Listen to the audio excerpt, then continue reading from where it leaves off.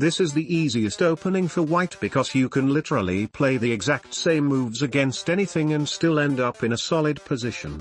If you've ever felt like you don't know what moves to make in the opening or respond to your opponent's moves, this opening is perfect because you play the same moves literally every game and you'll get a good start.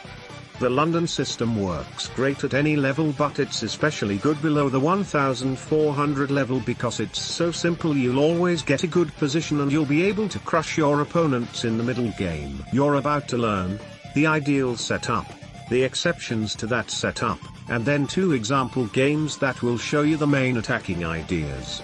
Make sure to pay attention to the whole video or you will make mistakes in your games, lose elo points, and cause puppies to cry. But if you pay attention to this video, then in 10 minutes you'll basically become Magnus Carlsen. First of all, let's talk about the general setup.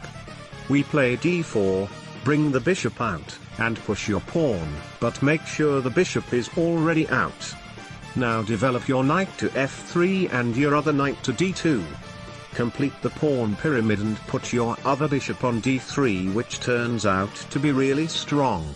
Our light squared bishop nicely hovers in between the pawns and we are putting a lot of pressure on e5. This is your ideal setup, but there are some things you have to know. Say black pushes c4, attacking your bishop.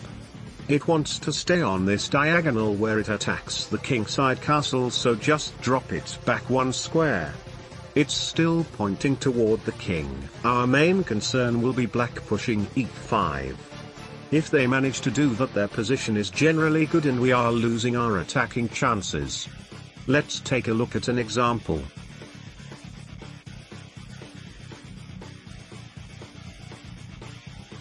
Oh no! Black is attacking our bishop. If he takes it, once we take back, we lose our good pawn structure. So let's pull it back to g3, and if he takes there, we get the open h-file for our rook. Now we have the open h-file and we can use this rook for the attack. Now let's take a look at what happens if he doesn't take and just brings his knight out. We don't want to bring our other bishop out yet because they can jump to b4 and attack our bishop. We don't want this, so play c3, completing the pawn pyramid and blocking the black knight. Now do you remember what I said at the beginning? We don't want them to push e5. Queen e7 supports e5, so in order to stop it, our knight must jump in and block the pawn. If they kill your horse once you take back with the pawn, you are forking their bishop and knight. If they take with the bishop instead, still our pawn is advancing, and we can support him with f4, taking more space. So it's bad for black. Now let's take a look at an example game. d4 d5. Bishop out. Some black move and e3. The first half of the pawn pyramid. Black develops a knight and white does the same. We bring our other knight out, and believe it or not, a common move that you will see every once in a while is bishop b4 pinning your knight. You just continue your normal plan and push c3. The bishop has to retreat, and finally, bishop d3.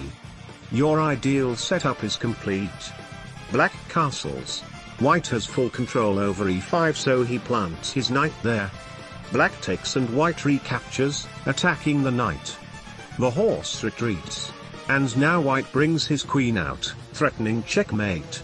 Black defends it, but now white places his queen very comfortably on h6. There's not much to do on the king side, so black pushes c5, gaining space on the other side, but white plays h4. The attack is rolling. Black develops his rook and you push your pawn again. You have the superior attack.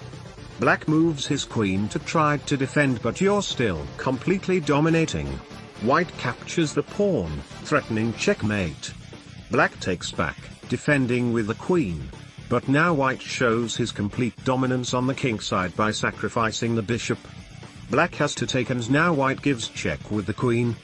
Black runs with the king and white moves his rook up to give checkmate.